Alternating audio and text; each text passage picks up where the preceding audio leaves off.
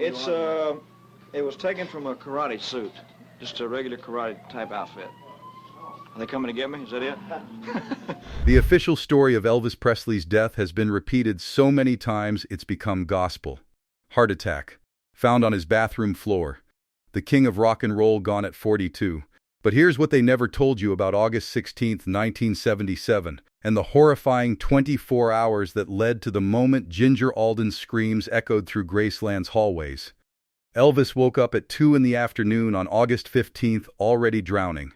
Not in the swimming pool behind Graceland, but in a cocktail of medications that would make a pharmacist's head spin. His cousin Billy Smith, who spent that last day with him, recently broke his silence about something strange he noticed. Elvis kept touching his chest, rubbing it like he was trying to massage away some invisible pain. When Billy asked if he was okay, Elvis just stared at him with those heavy-lidded eyes and said something that still haunts Billy 46 years later. "I feel like I'm being pulled under, man, like something's got hold of me and won't let go." That night, Elvis did something that should have raised every red flag imaginable.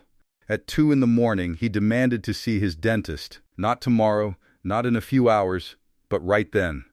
Dr. Lester Hoffman later revealed that Elvis showed up at his office sweating profusely, barely able to sit still in the chair. The king wasn't there for a toothache, he was there for Dilaudid, a painkiller so powerful it's usually reserved for terminal cancer patients. Hoffman gave it to him. Just another prescription in the avalanche of pills that had become Elvis's daily bread. By 4 a.m., Elvis was playing racquetball at Graceland with his cousin Billy and his girlfriend Ginger. But this wasn't the Elvis who could move like lightning on stage. This was a man weighing nearly 260 pounds, wheezing after every serve, his face flushed purple with exertion. Billy remembers Elvis suddenly stopping mid-game, sitting on the floor and saying he felt like his heart was going to explode. They helped him back to the mansion where Elvis did what he always did when his body rebelled. He reached for more pills. The bathroom where Elvis died wasn't just any bathroom. It was his sanctuary, his reading room, his escape from the world. Black marble, gold fixtures, a padded seat where he'd spend hours reading spiritual books while his body fought against the chemical warfare he was waging on it. Ginger Alden found him there at 2:30 p.m. on August 16th, but the paramedics who arrived have kept one detail secret until recently. Joe Esposito, Elvis's road manager, was already in that bathroom when they got there, and he was holding something. Papers. Documents. Something he stuffed into his jacket before anyone could see what they were. Paramedic Charlie Crosby, who's now in his 70s, finally revealed what he saw that day. Elvis hadn't just fallen off the toilet like the official story claims. His body was contorted in an unnatural position, his right hand stretched toward the bathroom door like he'd been trying to crawl toward it. There was vomit on his face, blood from where he'd bitten through his tongue, and his eyes. Crosby says he'll never forget those eyes. They were wide open, frozen in what looked like absolute terror. But here's the detail that changes everything. On the bathroom counter, Crosby saw at least 12 prescription bottles, all filled within the last week. Different doctors' names, but all for Elvis Presley. The paramedics were told not to mention the pills. They were told not to mention the position of the body. They were told to keep their mouths shut, and until now, they have. The tragedy is that Elvis tried to save himself in those final moments. The phone in his bathroom was knocked off its cradle, the cord stretched tight like he'd grabbed for it as he fell. Who was he trying to call? His doctor? His father? Or was he trying to dial 911, finally ready to admit he needed help beyond what his enablers were providing? We'll never know, because by the time Ginger found him, Elvis Aaron Presley had been dead for hours. His body already cold, his secrets already being swept away by the very people who claimed to love him most. The king didn't just die that day. He was murdered by neglect, greed, and the systematic betrayal of everyone who should have saved him. And the worst part? They all knew it was coming. The Memphis Mafia. That's what they called themselves, Elvis's band of brothers who lived in his shadow and fed off his light. But in the summer of 1977, these so-called friends had transformed into something far more sinister. They weren't protecting the king anymore. They were circling him like vultures, waiting for him to fall. Red and Sonny West had been with Elvis since the beginning. Red was there during the Sun Records days. Sonny joined when Elvis needed bodyguards who felt more like family. For 20 years, they ate at Elvis's table, lived in houses he bought, drove cars he gave them. Then, 2 weeks before Elvis died, They plunged a knife so deep into his back that those close to him say it's what finally broke him. Their tell-all book, Elvis, What Happened?, hit shelves on August 1, 1977. Elvis read every word, locked in his bedroom at Graceland, and according to his girlfriend Ginger, he cried for 3 days straight. The book exposed Elvis's drug use, his violent outbursts, his paranoia. But what destroyed Elvis wasn't the truth of it. It was that Red and Sonny had been taking notes the whole time, documenting his darkest moments while pretending to be his protectors. They'd already spent their advance money before Elvis even knew they were writing it. Billy Smith later revealed that Elvis kept asking, "How could they do this to me? I gave them everything." The answer was simple. Everything wasn't enough. While Red and Sonny were selling Elvis's secrets for publishing deals, Dr. George Nicopolis, the infamous Dr. Nick, was running the most devastating con of all. New pharmacy records uncovered in 2019 show the true scope of his prescription empire. In Elvis's final 8 months, Dr. Nick prescribed him over 10,000 pills. Dilaudid, Percodan, Demerol, Quaaludes, Valium, and dozens of other medications that should never be mixed. The pharmacist who filled these prescriptions recently admitted he called Dr. Nick multiple times, warning him that these combinations could be fatal. Dr. Nick's response? Just fill them. Elvis knows what he's doing. But Elvis didn't know what he was doing because his judgment was clouded by the very drugs Dr. Nick was pumping into him. The Memphis Mafia saw it happening. They watched Elvis stumble through Graceland at 4 in the morning, talking to people who weren't there. They saw him forget lyrics to songs he'd sung 1,000 times. They saw him collapse backstage in Baton Rouge, in Baltimore, in Louisville. And what did they do? They picked him up, shot him full of more drugs to get him on stage, and collected their paychecks. Joe Esposito, Elvis's road manager and supposed best friend, was perhaps the most calculating of them all. Financial records show that while Elvis was deteriorating, Esposito was secretly negotiating his own deals. A book deal here, a consulting fee there, all predicated on his access to the dying king. 3 days before Elvis died, Esposito was on the phone with a Hollywood producer discussing a tell-all documentary. The working title? The Real Elvis. He'd already been paid a $50,000 advance. The most heartbreaking evidence of this betrayal comes from a series of recordings Elvis made in his bedroom during his final weeks. Sony released fragments in 2015, but the full tapes reveal Elvis's devastating awareness of what was happening around him. In one recording, his voice slurred but achingly clear in its pain. Elvis says, "They think I don't know what they're doing. They think I'm too gone to see it. But I see everything, every prescription they're selling to the tabloids, every story they're banking for later. They're all just waiting for me to die so they can really cash in." He was right. Within hours of Elvis's death, members of the Memphis Mafia were on the phone with publishers, agents, and TV producers.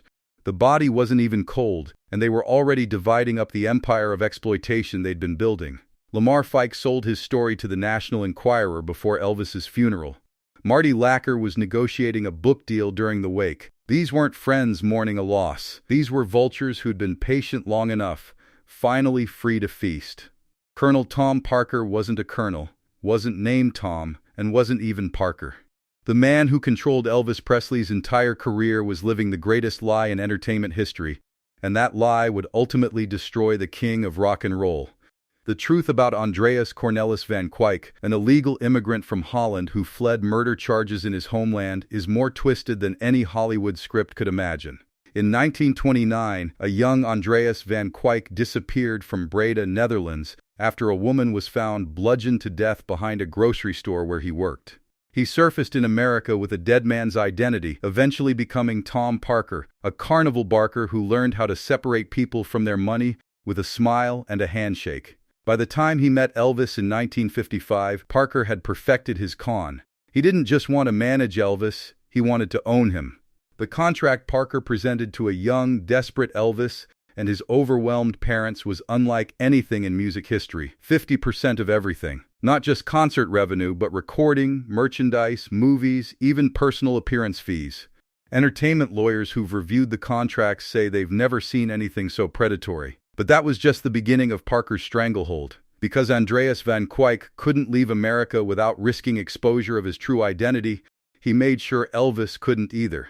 When the world begged Elvis to tour internationally, when the Beatles invited him to England, when Japan offered millions for a single concert, Parker said no.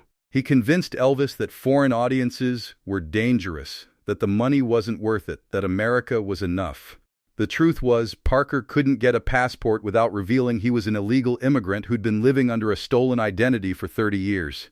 So Elvis, the most famous man on earth, became a prisoner in his own country, performing endless shows in Vegas while his contemporaries conquered the world. Those Vegas shows weren't just limiting Elvis's career, they were killing him. Parker had accumulated gambling debts that would make your head spin. By 1976, he owed various casinos over $30 million. The mob bosses who ran Vegas didn't care about IOUs. They wanted their money, and Parker had only one asset valuable enough to cover his markers. Elvis became a human ATM machine, contracted to perform 2 shows a night, 7 days a week, for months at a time. His body breaking down, his voice cracking, his spirit dying with every performance, all to pay off the gambling debts of a con man who was supposed to be protecting him. The financial documents are staggering. While Elvis was generating over $4 million per Vegas engagement, he was taking home less than 20% after Parker's cut and expenses. Parker had even negotiated side deals with the casinos, taking kickbacks Elvis never knew about. The International Hotel was paying Parker $1 million a year just to keep Elvis on their stage. That money never appeared on any statement Elvis saw. But the cruelest betrayal was what Parker did to Elvis's dreams. After Elvis returned from the Army in 1960, directors like Hal Wallace wanted him for serious dramatic roles. There was talk of Elvis playing opposite Barbra Streisand, working with prestigious directors, becoming the actor he'd always wanted to be. Parker killed every opportunity.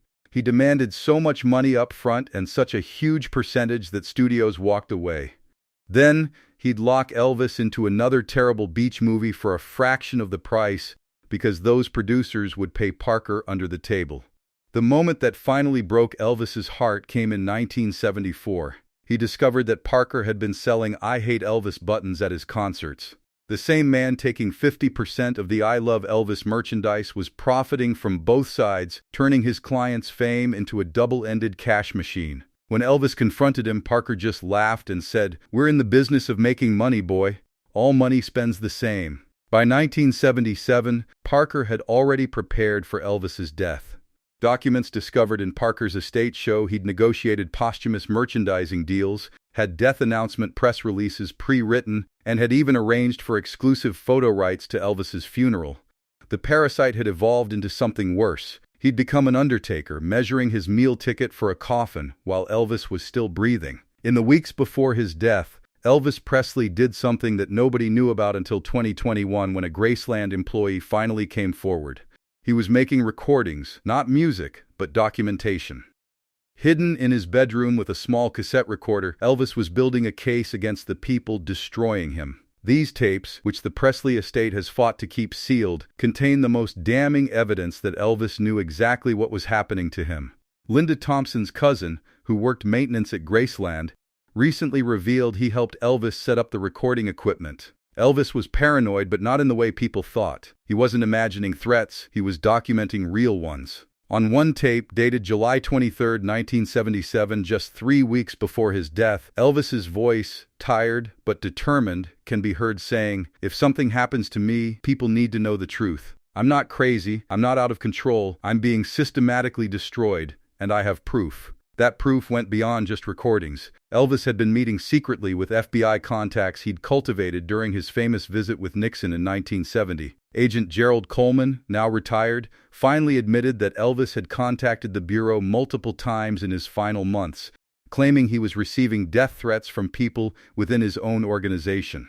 Elvis believed someone close to him wanted him dead, and he wasn't wrong to be suspicious. The financial forensics done after his death showed that several people in his inner circle stood to make millions from his demise. The safety deposit box Elvis kept at First Tennessee Bank in Memphis was his insurance policy. According to the bank manager who retired in 1995, Elvis visited that box just 4 days before he died, spending over an hour in the private viewing room. He was seen carrying a large manila envelope when he left. That box, which should have been sealed after Elvis's death, was mysteriously empty when authorities finally opened it.